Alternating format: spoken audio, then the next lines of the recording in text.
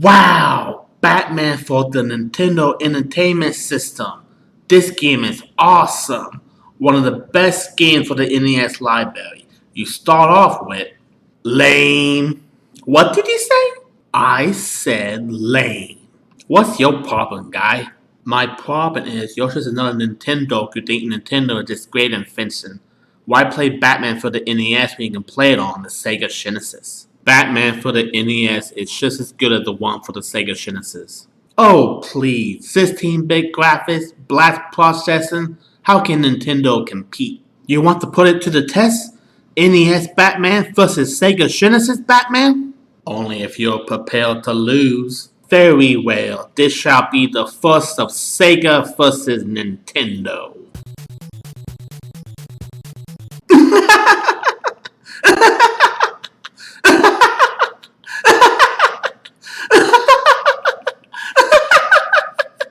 He's freaking purple! What's wrong with that? Batman isn't purple. They had to make him purple or else he would have blended in with the dark backgrounds. Then why couldn't they have made him a light gray or a light blue like he was in the 60s? Because frick you, that why. Anyway, NES Batman starts right off with fighting crooks and throwing various weapons, as well as your punch to take out enemies. You have two buttons, one to jump and one to punch or throw projectile weapons. You can also switch between weapons with the start button. I have to admit though that the game is very challenging right out of the gate. You'll be dying a lot through your first playthrough while trying to figure out the controls and what all you can do. In my first ever playthrough, it took me a minute to realize I even had projectiles to throw at enemies. But be careful, use them too much and you'll be left with just your manly fists. Yeah, but look at these enemies. Do you remember any of them from the movie? The game sure looked to expand upon the movie to make the game more interesting. Nah, man. The game should be a reflection of the movie with stages and enemies that make sense. Move over and let me show you what I mean. Yeah, now we're going into 16-bit territory. For starters, Batman actually looked like Batman and managed to have dark backgrounds while still putting him in a black suit. You have three buttons, one more than the NES, so you have a button for jumping, hitting, and throwing your batarang. The levels are also more like the actual movie with the sheets and the factory where the Joker actually becomes the Joker, but it doesn't have as many projectile weapons like the NES version does. In the NES version, you have three projectiles to choose from. In the Genesis port, you only have one in your manly fist. Nice try, Nintendo, but in the Sega Genesis version, you have the grappling hook to get to higher places and a double jump. Not to mention, in this game, you can actually drive the Batmobile and fly the Batjet. Can you do that on your lame Nintendo console? Well, can you? You can make fun of Purple Batman all you want, but there's a certain charm to him being in a purple suit. And what's wrong with that? Batman has had more than one suit before, so it makes sense. But he doesn't wear purple in the movie. He wears black. Not to mention that once again, Batman on the Sega Genesis has the better graphics, sound, and level design. You can't argue against that. But who wants to play a complete duplicate of the movie? The NES game introduces new enemies and concepts that kept the player on their toes, instead of just rehashing what you saw in the film. But the game is meant to be a video game adaptation of the movie, so it should be more like the movie in its delivery instead of just putting things out of its ass. It should be its own thing. Like the movie. It should be its own thing. Like the movie. God, you're just a brat. You're a Nintendo. Enough. It's obvious we're never going to agree on this, so we should let the audience decide. You're right. Nobody knows how to set our debate better than people on the internet. We'll let them decide. Do you agree with me and think the NES Batman is better? Or do you agree with the Sega Brat over here and think the Sega Genesis version is better? Let us know in the comments, and don't forget to give this video a like. Bye. Bye. Sega Brat! Nintendo guy! Are you ready for another Sega vs. Nintendo challenge? I am. Do your worst, Nintendo. Summon your greatest warrior. Then I choose Mario. What a predictable choice. I choose Sonic the Hedgehog. Very well. We shall pit Mario against Sonic. But wait. TJ already did this in Season 2, Episode 1 of his series, so we'll have to do the sequel. What's so funny? You want to pit the second games against each other? Do you know what that means? Super Mario Bros. 2! A Mario hack. It's not even a Mario game, bro. They just took some other Japanese game and turned it into a Mario game because the original Super Mario Bros. 2 was too hard for the West. Not to mention a complete clone of Super Mario Bros. 1. So either way, you lose. That's not true. Even though it's a hacked Super Mario Bros. 2, it's just as good. We shall see. It's time for the ultimate battle. Mario vs. Sonic the Hedgehog. I already reviewed this game in my Mario Shidoshi review, so I'll try not to rehash too much of what I said in that video. But basically, this time around we have 4 characters to choose from. Mario, Luigi, Toad, and Princess Peach, all with their own stats and special abilities.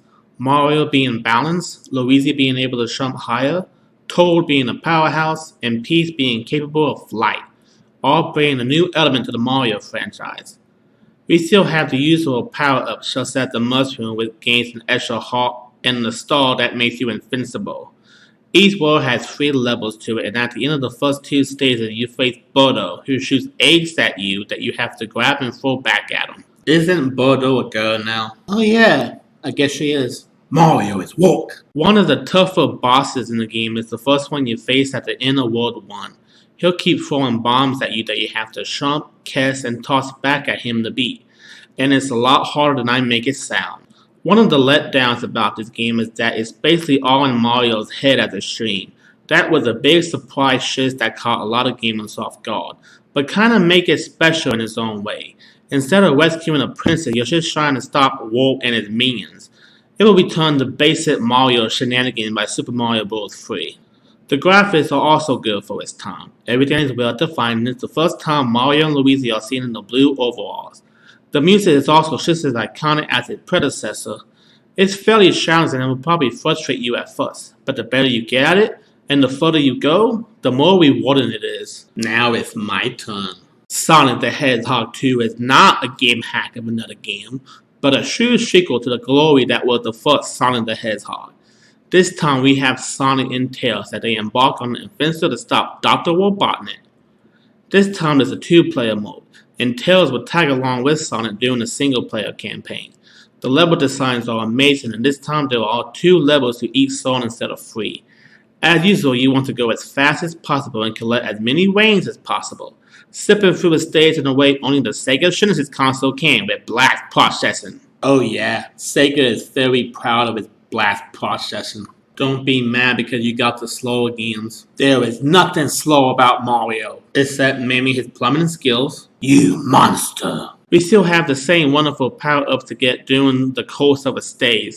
And once again we have Dr. Robotnik to fight at the end of each zone. In the second zone though, you have to go a little slower to avoid sinking in the rising water where Sonic was drowned, and there are hardly any air bubbles in sight. There's still in a casino stage where you can fling it around like a ping pong ball everywhere. I can't say much about story, but it's certainly not Sonic's dream. It's real life, and the graphics are of course even better than that lame Super Mario Bros. 2 showing what 16-bit graphics can do. And the music is amazing, and might I add, made by Michael Jackson. Oh, you guys always say that, but is there any actual proof? We don't need proof. We're beautiful! Overall, Sonic the Hedgehog 2 may be even better than the original. It may even be the best out of the original trilogy on Sega Genesis, introducing a fast-paced and wonderful sidekick in Tails with new boss types and even faster gameplay than the first one. All in all, a classic game. But at the end of the day, it's up to the audience to decide. Do you agree with me and think Super Mario Bros. 2 is the best platforming game? Or do you agree with the Sega Brat and think Sonic the Hedgehog 2 is better? Let us know in the comments. Until next time, I'm the Nintendo guy. And I'm the Sega Brat. And this is farewell. Goodbye.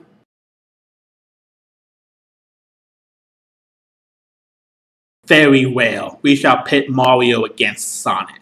But wait, TJ already did this in his Season 2 Episode 1 video of this.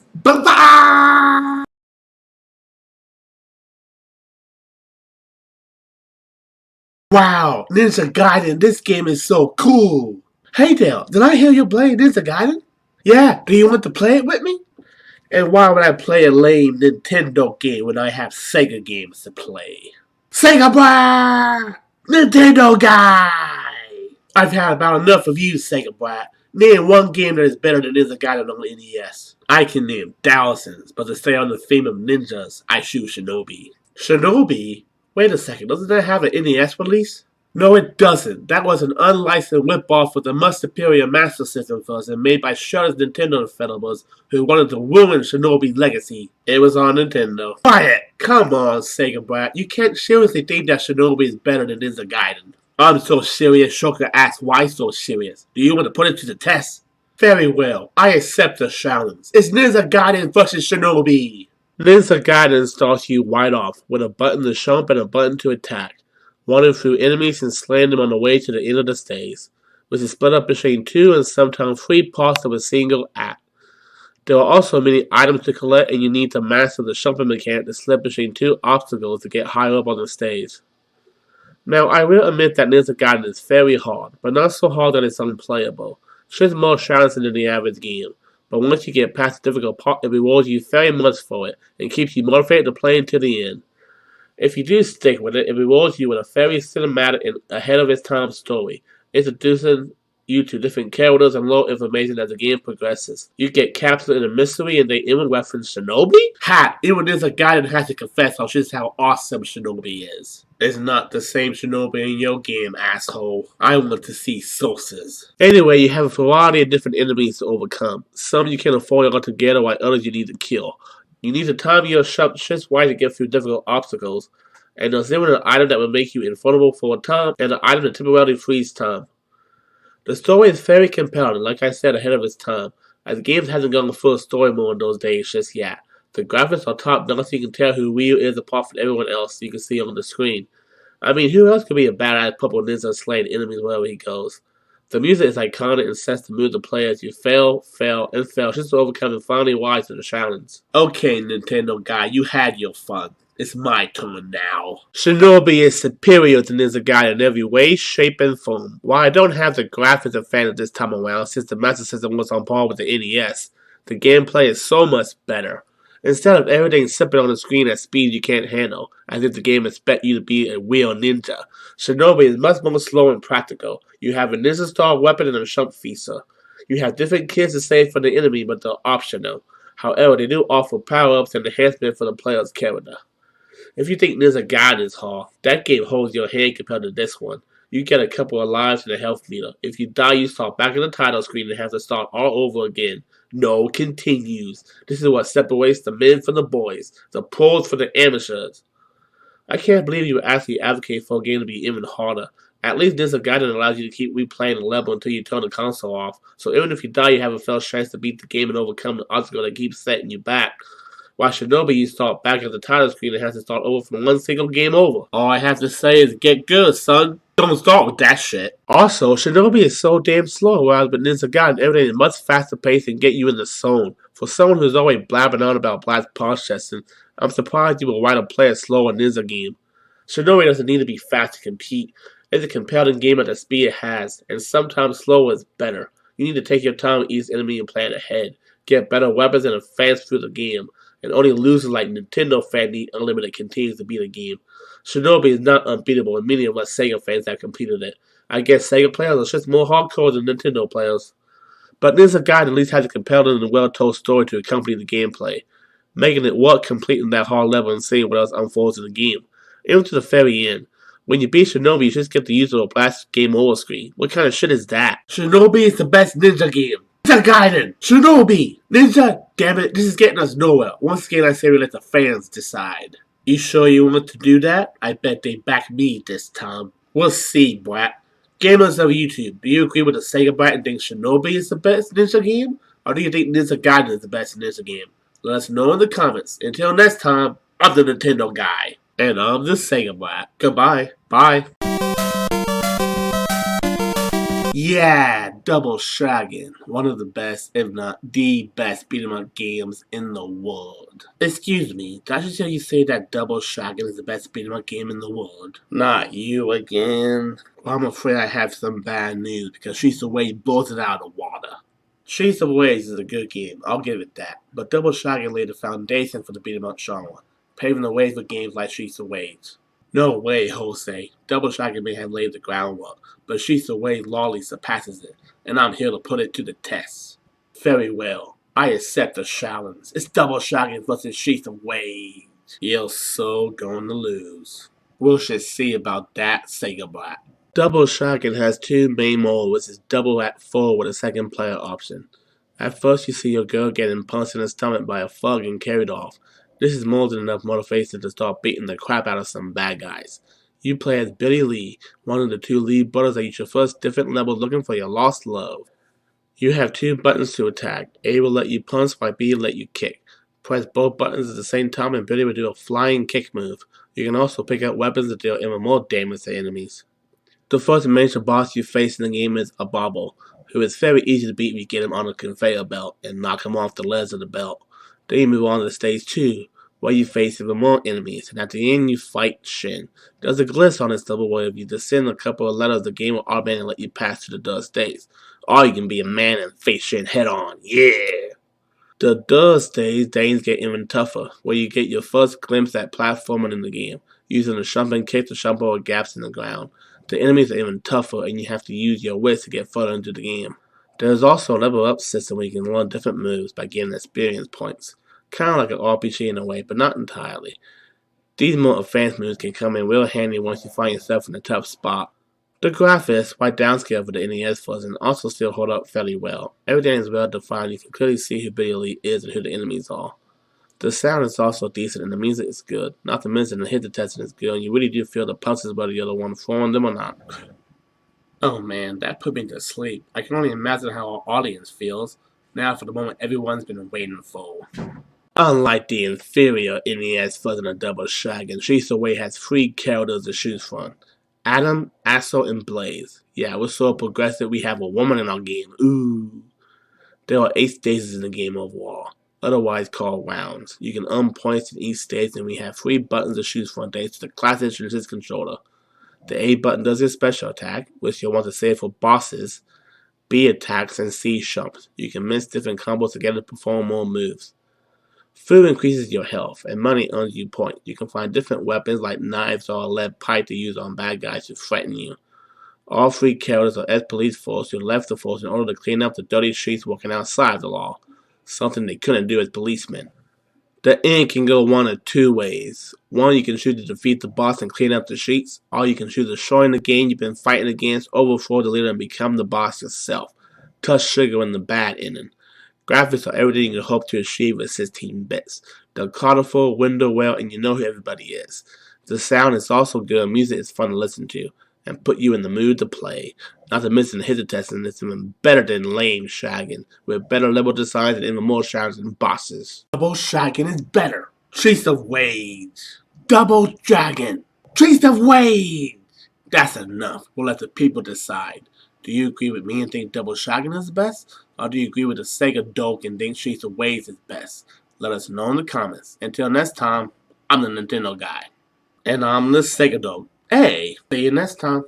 Alright, Sega Brat. Are you ready for another Sega vs. Nintendo challenge? Sure. What lame NES game do you have for me today? It's not NES, Sega Brat. It's Super NES. You don't mean... Yes, Sega Brat. I upgraded to the Super Nintendo console.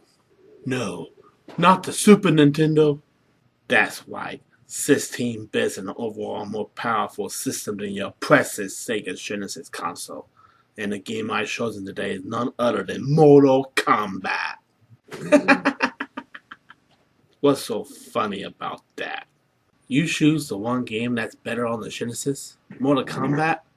The game that was heavily censored when it came out to Nintendo? Sega Genesis censored the game too. Yes, but we at least have a code you can install to enable the blood. With the Super Nintendo Plus, you get what you get. Just because it's uncensored doesn't mean it's better. You want to put it to the test. Very well. This is Sega vs. Nintendo Mortal Kombat. Right off the bat, Mortal Kombat on Super Nintendo has the superior graphics and sound, and better music. It even feels more like the arcade version with the design, health bars, and the sprites the characters.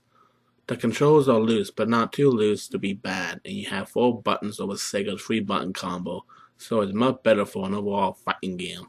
The game only has 7 characters, with a bonus secret character and web that you can fight depending on how you do in combat. There were also bonus stations called Test Your Might where you can break bricks and the likes.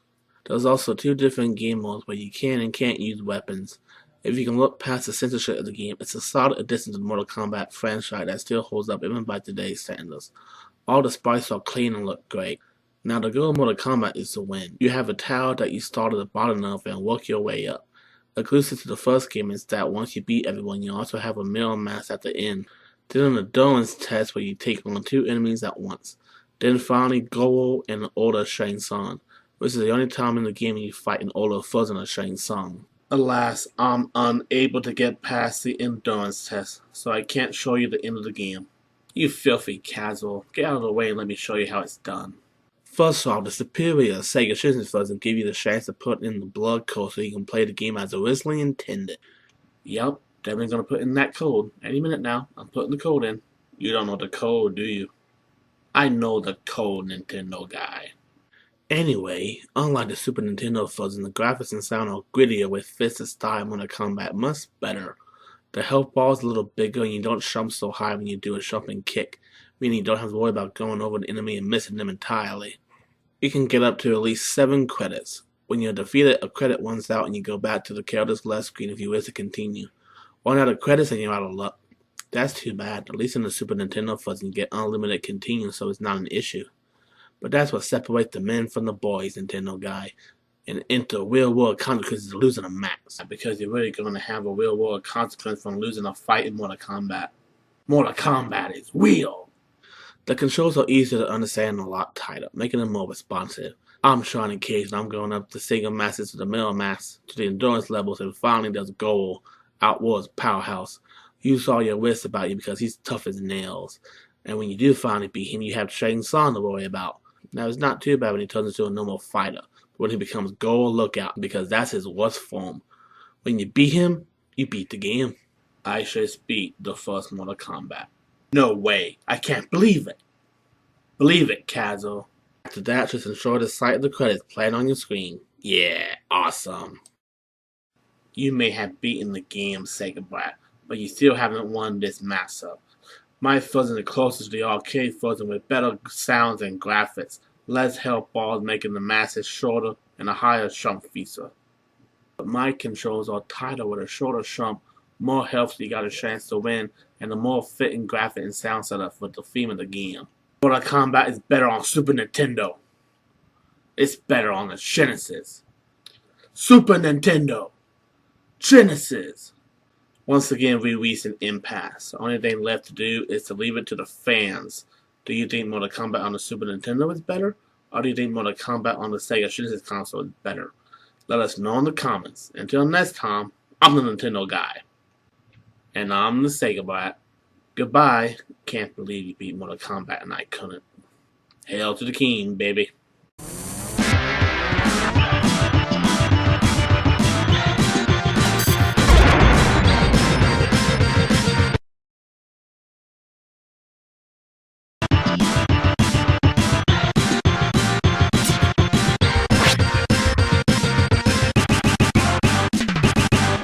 Wow, Turtles and Tom, this is the greatest Ninja Turtles game ever made by man's hands. Ahem. Dear God, not you again. I'm sorry, but did you just say Turtles and Tom is the greatest Ninja Turtles game? Did I stutter? Well, I got bad news for you, because Hyperstone Heist is the greatest Ninja Turtles game. Come on, Sega Brat. I know you have the whole brand loyalty thing down to a T, but you can't honestly think that Hyperstone Heist is better than Turtles and Tom. I can, and I do. You want to pit them against each other? Prepare to lose. Very well. It's Turtles and Tom versus Hyperstone Heist. Turtles and Tom begin with an awesome intro with the 16-bit version of the classic Ninja Turtles theme before coming to the title screen. From there you pick your turtle and go on to the main game. Now I have to admit, while the Super Nintendo controller has 4 buttons, the game only makes use of 2, B and Y. One button attacks while the other one jumps, and you can even run by tapping on the D-pad button. The enemies are mostly comprised of foot soldiers, but to add some variety they make them different colors and some will challenge your turtle differently, like always blocking no matter how many hits you inflict on it. Your weapon will do a lot of different combos. You can even throw foot social at the screen, something that becomes need to know once you reach stage 4. Pizza bosses will replenish health, while bosses with a bomb on the box will make you do a special move you can spread around to all enemies on screen. The harder you make the difficulty, the more lives you'll get, but the max continues you can get are 5. You can also choose to make the graphics look more like the cartoon or the comic books. At the end of each stage is a different boss fight. You even fight the mutants from the second Ninja Turtle movie in stage 4. For each boss, just find a pattern and then you win. Simple as that. I love Turtles in Time and think it's certainly one of the best games on the Super Nintendo library. That's it, Nintendo guy. It's my turn to prove you wrong. Hyperstone Heist beats Turtles in Time at the opening cutscene, as it has a lot more dialogue than the Super Nintendo version. The stages are longer, having 3 sessions to a single stage, kind of like Streets of Rage 2, giving you more bang for your buck. Of course, it has a few of the same things as Turtles in Time, but we make use of all 3 buttons on the controller: attack, jump, and 1. And we don't need to throw enemies at the screen to have a good time. The game is far more challenging, meaning that only real men play this game. You can change how many lives and continues you have regardless of the difficulty you pick. The stages are well done and the bosses are far more interesting, even giving you a challenging gauntlet level where you revisit previous bosses with one more added boss thrown in near the end. The 2 games do parallel each other quite a bit, with the opening cutscenes, some of the stages, gameplay, and graphics. But come on, Turtles in Time is the obvious winner. It's far more fun, the stages don't overstay their welcome, and it has a better overarching story with going back in time than whatever Hyperstone Heist has. Hyperstone Heist has far more story to it, and making the levels longer makes it more entertaining and sucks you into the action and the story. You also get way more options than in the Super Nintendo version, and the game's more challenging. Yeah, but in Turtles in Time, you can do this. Hyperstone Heist is better. Turtles in Time. Hyperstone Heist. Turtles in Time. Alright, fine. We'll do like you're always saying. Let the audience decide. Now you're speaking my language. Do you all think that Turtles in Time is better? Or that Hyperstone Heist is better? Let us know in the comments. Until next time, I'm the Nintendo guy. And the Sega Brat. Goodbye. Bye.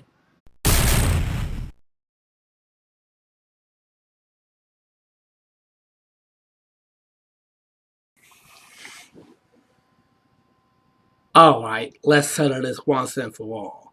The Sega Genesis Aladdin is the true version of the game. The SNES version? It's like a discount knockoff at a dollar store. The Genesis version is packed with more action, more speed, and let's be honest, way cooler graphics.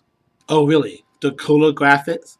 Dude, I don't know what you're smoking, but Aladdin on the SNES looks like it just stepped out of a Disney movie. Crisp, colorful, and way smoother than whatever pixelated disaster you're playing over there. You know, the one where Aladdin looks like he's been hit by a ton of bricks. At least my Aladdin can actually run. Have you ever tried to get your little guy to move in the SNES version? It's like trying to break through quicksand. On Genesis, Aladdin is nimble, agile, and ready to take on anything. Oh, one? The statue is used for Genesis' awkward, clunky controls? Man, one doesn't mean much if your character looks like he's jogging through an oil spill. Aladdin on the SNES, he's fast but controlled, like a professional. You can actually make him jump and swing with precision, not like on the Genesis where it's like throwing a ragdoll at a wall.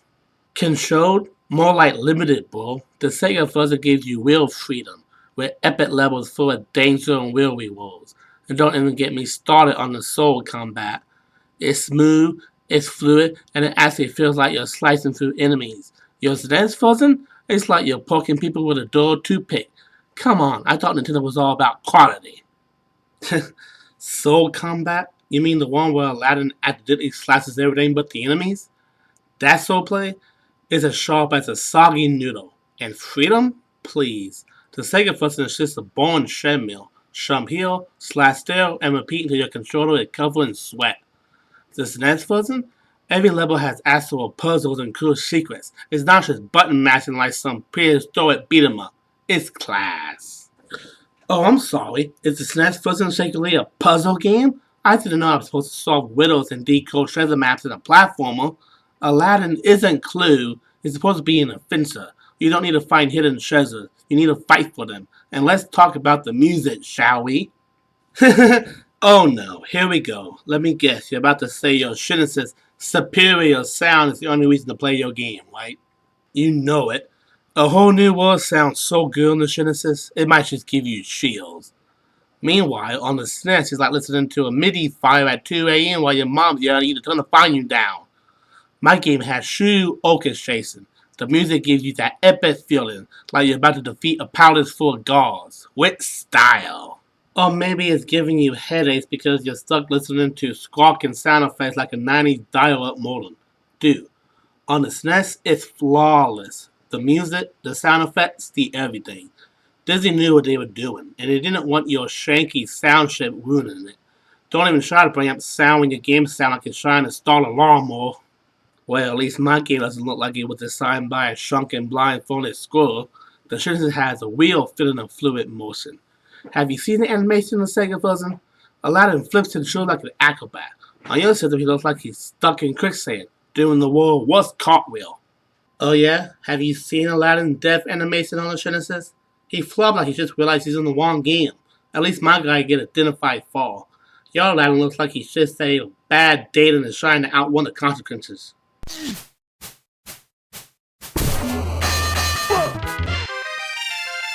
You're just mad because you know the Genesis version has the better boss fights too. No one wants to fight some blown and easy boss with a broken AI. My final fight with Shafar is a test of skill. Yo Shafar? He's practically begging for mercy. Oh right, the skill you mentioned? Yeah, that's why you need to punch the controller just to get the stupid magic carpet to follow you in the final level. It's like you're trying to hurt a cat with no arms. On the SNES, we actually got a challenging but failed final boss. We didn't need to break our hands to play. Well, looks like it's settled then. Sega Genesis Aladdin is clearly the superior experience. Great graphics, intense gameplay, amazing music, it's a complete package. Nah, I mean if you want to play an inferior version of a Disney classic, sure. But anyone who appreciates quality, smooth gameplay, and controls that don't suck will stick with the SNES version. It's everything you need and nothing you don't. Okay, keep telling yourself that, buddy. You'll be back to your culture and your awkward shumps in no time. Yeah, and you'll be back to your sluggish soul swings. Enjoy that freedom while your Aladdin keeps bumping in the walls.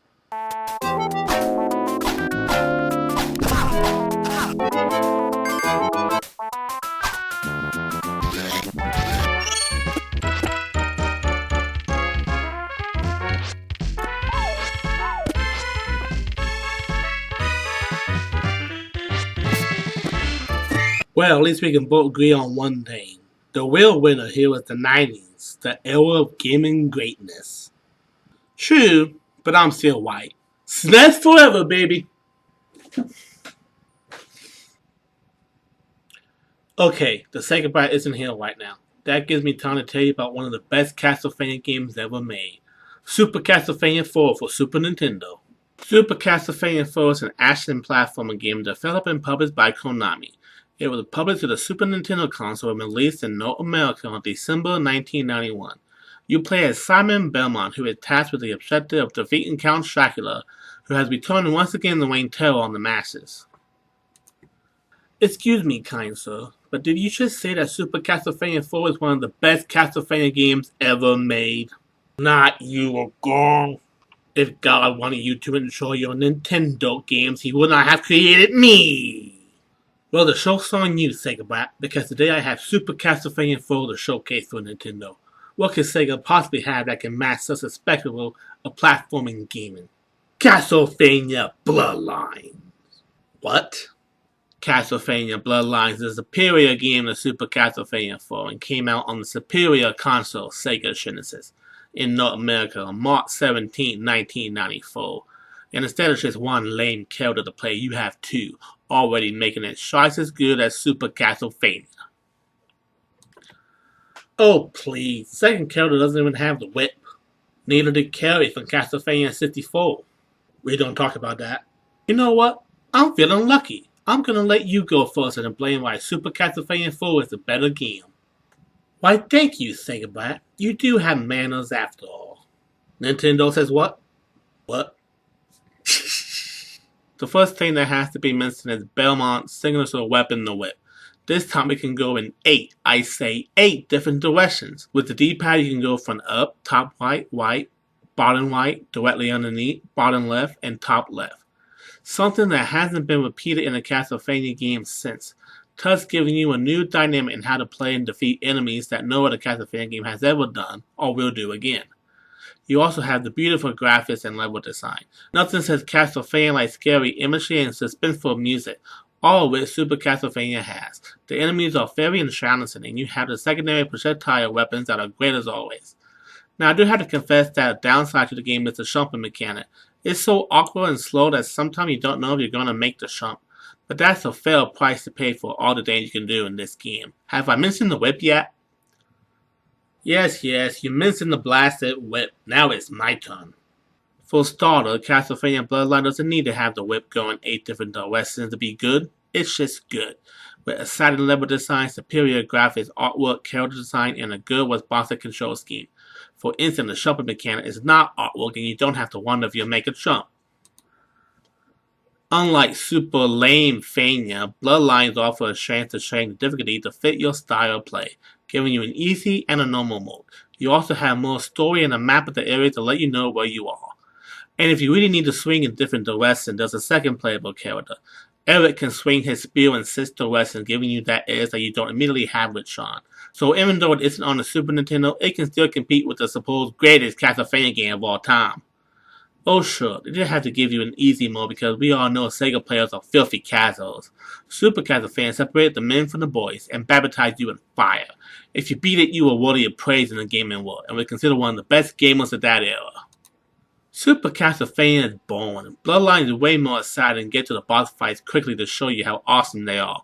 With 2 characters gives the game a replay side that Super just lacks. Each with different weapons. I mean, eventually you would see the benefit in adding another character because you would do it on the Nintendo 64. Super Castlevania 4 doesn't need a second character. Who would want to play as anyone else other than Simon Belmont? With the ability to swing the whip in 8 directions, which does matter, sure, you have the spear, but why couldn't you do the same thing with Sean's whip? Bloodlines came out 3 whole years after Super, and yet it's back to a basic whip dynamic that Super shames. Granted, Bloodline isn't the only Super Castlevania game to do this. Even some of my future titles committed this sin. But there's a reason that Super is considered one of, if not the greatest Castlevania game in existence. Bloodlines is the better Castlevania. Super Castlevania 4. Bloodlines. Super Castlevania 4. Bloodlines. Bloodlines.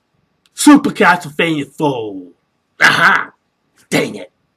This argument is fruitless and will never agree. I say we let the fans decide. I agree. The fans will side with me. We'll see, won't we? Do you agree with me and think Super Castlevania 4 is the best Castlevania game? Or do you think the Sega Brat is correct and Bloodlines is superior? Let us know in the comments. Until next time, I'm the Nintendo guy. And I'm the Sega Brat. Goodbye. Farewell. Oh yeah, it doesn't get any better than Contra. Contra 1 and 2 on NES are some great games. But then you get to 16-bits and it's even better, with more action and intense gameplay. How can anything even come close to comparing? Was that a challenge? Oh, come on, Brat, let me play this game in peace. You should know by now that I just can't do that. Well, yet again you're in for a battle, because I got Contra Free Alien World for the Super Nintendo, one of the best Contra games for Nintendo. What could Sega have that can even come close? Contra Hardcore! What? Sega actually has its own Contra game?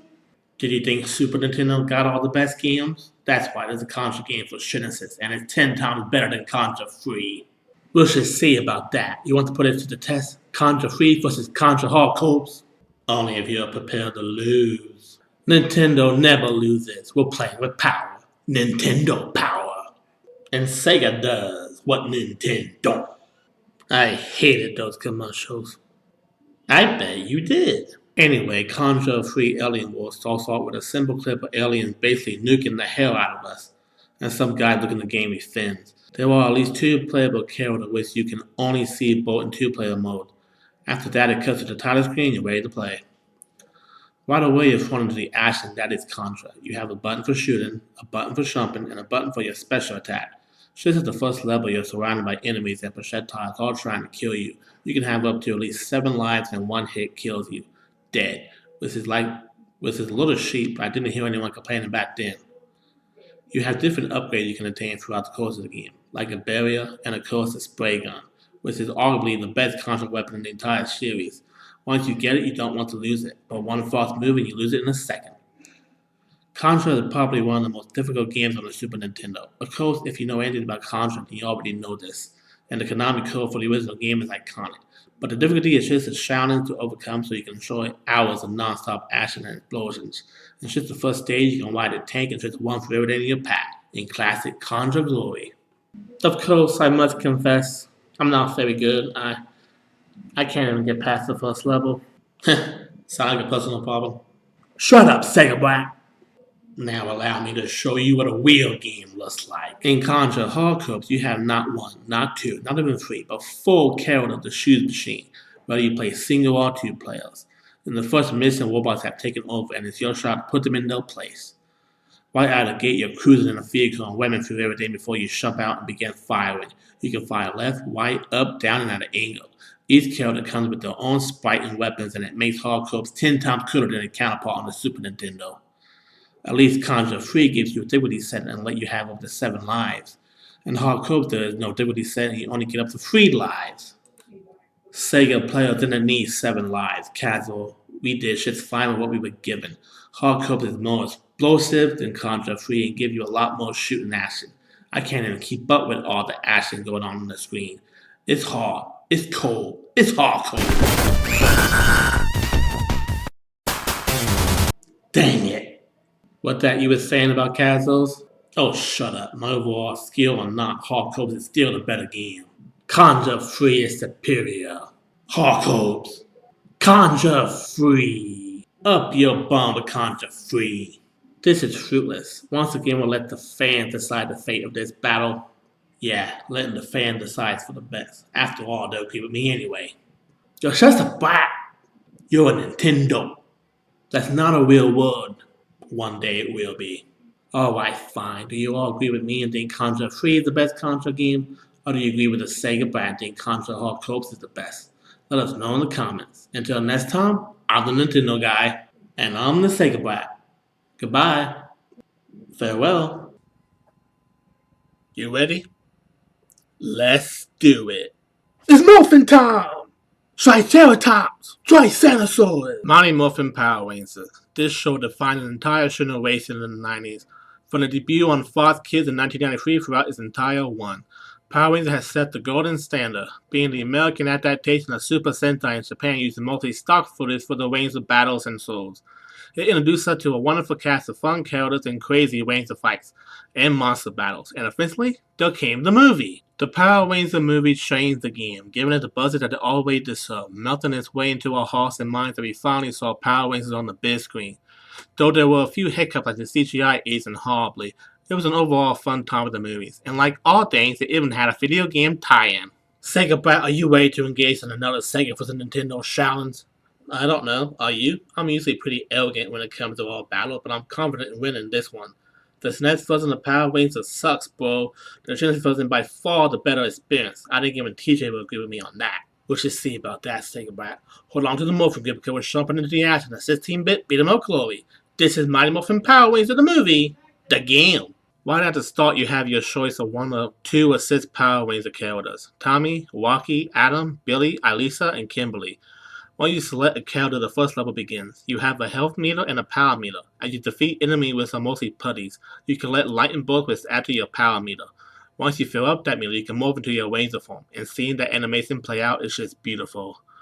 With the L and R buttons, you can jump from the background to the foreground as needed to advance the stage. The control schemes are rather responsive and everything flows together smoothly to make that 16-bit experience. The graphics are fantastic and everything looks awesome, and you also have that killing music. Oh, please, why even have a morphin meter when you can just begin the stage in your Ranger form? You have to figure out the jump between foreground and backgrounds, and the game has you facing putties and going to random locations. It's not related to the movie at all.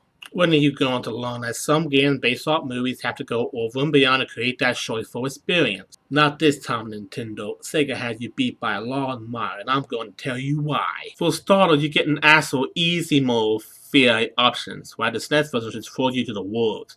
It begins with cutscenes that blame the movie's plot, and when you start a level, you're already in the Wazer suit. You don't have to grind up a morphin grill or anything to unlock it. It's just stealth from the start. And what's this? You're fighting actual enemies from the movie and even see Ivan Ooze at the end, tying it further to the movie's overall narrative? That's unheard of. I can't believe it. And the soul battles are awesome when you get the monster from the movie to fight as well. Now, while the movie clearly isn't long enough to fill an entire game, they take parts from Power Rangers Season 2 to fill the gap, and even lets you play as Jason, Sack, and Shinny, the original Power Rangers. Yeah, that's all well and good, but you know all that cutscene between stage 1 and 2? Wouldn't it have been more fun if those scenes were actual levels you could play in the game as a part of the movie?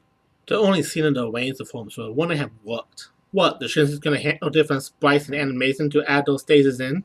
You're just trying to distract from the fact that not only is your first and hardest hell, it has nothing to do with the actual movie it's based off of. That's because all you Sega fans are casual who needs an easy mode. Our version separates the men from the boys. Your version only has 6 stages. How fun. Power Rangers on Genesis is better. Power Rangers on SNES is better. Genesis. SNES. SNES? Not falling for it. I guess we just have to let the fans decide like we always do. For once we agree. Do you guys out there agree with me and think Power Rangers the movie on SNES is better? Or do you think the Genesis version is superior? Let us know in the comments. Until next time, I'm the Nintendo guy. And I'm the Sega Brat. Goodbye. Farewell.